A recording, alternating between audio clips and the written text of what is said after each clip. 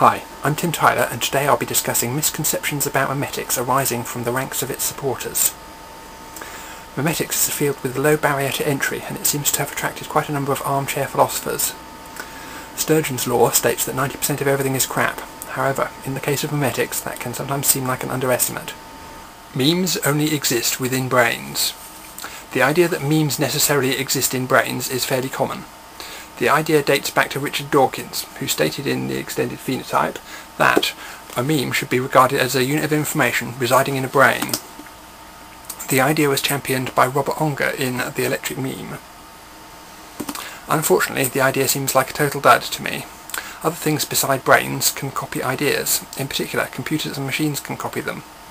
For me, the fact that Richard Dawkins inadvertently created such confusion around the definition of a meme at an early stage in its development is one of the worst things about memetics. Whenever I use memetic terms, I often find myself having to explain basic issues of definition because of the confusion which this issue has caused.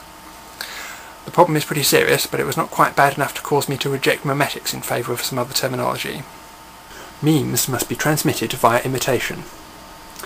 This idea has been popularised by Susan Blackmore in a 1998 paper entitled Imitation and the Definition of a Meme. Here she is 10 years later explaining the idea. He wanted a name for the new replicator. So he took the Greek word mimeme, which means that which is imitated. Remember that. That's a core definition, that which is imitated, and abbreviated it to meme just because it sounds good and made a good meme, an effective spreading meme. So that's how the idea came about. It's important to stick with that definition. The whole science of memetics is much maligned, much misunderstood, much feared, but a lot of these problems can be avoided by remembering the definition. A meme is not equivalent to an idea, it's not an idea, it's not equivalent to anything else really. Stick with the definition. It's that which is imitated, or information which is copied from person to person. I do not think that this idea is a good one. To see why, consider the meme of a reef knot. This meme can be passed on across 5 consecutive generations by drawing a diagram of a knot, then by knotting a rope, then by a textual description of the knot, then by making a computer model of it, and then by making a sculpture of it. However, in such a case, it is not the behaviour that is being copied. The behaviour associated with making a computer model of the knot is not remotely similar to the behaviour associated with writing a textual description of it. Since imitation is, by definition, copying of behaviour, the term cannot legitimately be applied to such cases. The copier may not even witness who they are copying. Rather, they may reconstruct the behaviour of tying a knot from the knot itself. Is it still imitation if you reconstruct a behaviour from an artefact produced by that behaviour? If so, it is hardly a conventional form of imitation. In my view, it is best to avoid any mention of imitation when defining memes. The idea is irrelevant and causes confusion. Copying heritable information is the key underlying phenomenon. How that copying is performed is a side issue. Memes do not exhibit Lamarckian inheritance. I've previously cited criticisms of cultural evolution from Steven Pinker and John Maynard Smith, which claim that cultural evolution is flawed since it invokes the widely discredited idea of Lamarckian inheritance. Some supporters of cultural evolution, notably David Hull, John Wilkins and Gary Seco, have responded to these criticisms by saying, in effect, no, that's a misconception. Cultural evolution exhibits Darwinian inheritance, not Lamarckian inheritance. In the hope of illuminating this controversy, let's consider an example. A factory produces dolls. The genotype associated with the doll is the doll-making recipe in the factory. This recipe is sometimes modified to make new types of doll for different market segments. Sometimes lines of dolls are discontinued. The doll's phenotype is the manufactured doll itself. Now, imagine a customer modifies a doll's phenotype by adding a blue hat to it and sending it back to the company. The company likes the effect and modifies the doll-making recipe so that that line of dolls now has blue hats. Here it seems that this represents a case of inheritance of acquired characteristics, since a modification of the phenotype has wound up being reverse engineered and then duplicated in the descendants of that doll's genotype.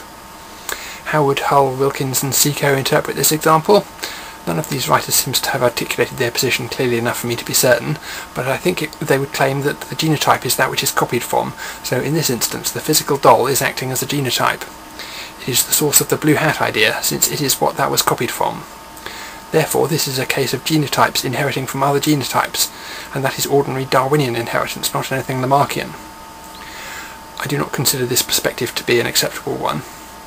The problem is that it defines Lamarckian inheritance out of existence no matter where it is found.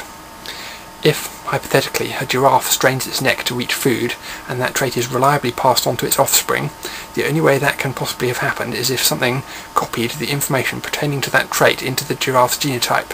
So that too would then be a case of Darwinian inheritance, not Lamarckian inheritance. If not even the number one classical example of Lamarckian inheritance turns out to be in fact Lamarckian under this model, one must suspect that the term Lamarckian has been surreptitiously redefined. Cultural evolution works via blind variation and selective retention. Blind variation and selective retention is a phrase introduced by Donald Campbell as a way of describing what he saw as the fundamental principle underlying Darwinian evolution. However, in cultural evolution, variation is not blind, and retention of traits is sometimes poorly analogous to selection. To start with blindness, Campbell wrote, "In going beyond what is already known, one cannot but go blindly. If one can go wisely, this indicates one has already achieved wisdom of a general sort." One might counter that if one has wisdom of a general sort, that doesn't mean you have no need of further trials. Wisdom is a matter of degree. However, blindness has strong Boolean connotations. Either you are blind or you have some degree of vision. These concepts thus make poor antonyms. Campbell is trying to make a useful point here, but the terminology is not correct.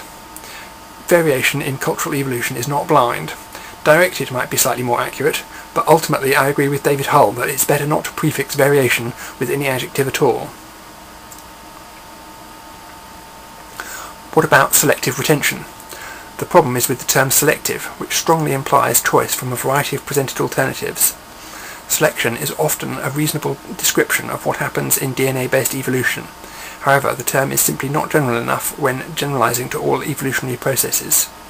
If you generate offspring genes by processes involving interpolation, prediction, or extrapolation, they need not be selections of parental genes, and modelling such processes as selection plus mutation is vulgar. It's easy to trash somebody else's slogan, but harder to create one yourself. So, do I have a better brief characterization of the essence of evolutionary change? Yes, I propose inherited variation with differential reproductive success. Memes are usually maladaptive. For some reason, Susan Blackmore, author of The Meme Machine, frequently paints memes as being maladaptive. She writes, "Culture is not an adaptation and never was." Here she is explaining how language is maladaptive. Language is a parasite that we've adapted to, not something that was there originally for our genes, on this view. And like most parasites, it can begin dangerous, but then it co-evolves and adapts, and we end up with a symbol. I am not aware of any evidence that suggests that language was maladaptive to our ancestors. I do not see where the costs are supposed to have come from. Neither speaking nor gesturing would have been particularly expensive, while the benefits are likely to have been large from the beginning. In my view, it is not being able to sing sweet love songs to your loved ones around the campfire that is likely to have been maladaptive. It's important to realise that memes are not always beneficial symbionts, but Sue seems to go too far the other way. Here ends my list of memetic misunderstandings. Enjoy!